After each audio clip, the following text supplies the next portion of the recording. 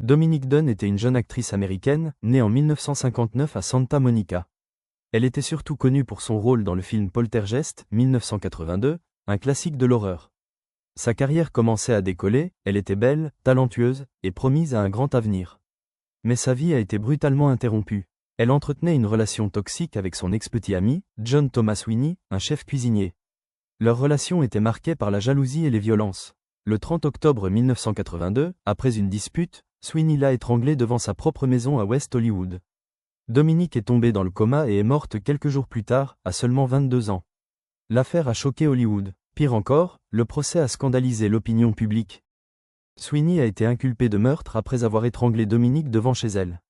Pourtant, lors du procès en 1983, sa défense a plaidé qu'il n'avait pas eu l'intention de la tuer, mais qu'il avait agi sous le coup de la colère, dans une dispute passionnelle. Le juge Edward Haynes Jr. a accepté cette thèse et a réduit les charges de meurtre à homicide involontaire, 6 ans et demi de prison pour homicide involontaire, plus 6 mois supplémentaires pour voie de fait. Au total, 7 ans de prison maximum. Grâce aux réductions de peine et à la possibilité de libération conditionnelle, il a finalement purgé seulement 3 ans et demi derrière les barreaux. La famille Dunne et l'opinion publique ont été choqués et indignés. Beaucoup ont dénoncé la clémence du juge. L'affaire est restée un exemple marquant de la manière dont la justice américaine pouvait minimiser les crimes liés à la violence domestique à l'époque.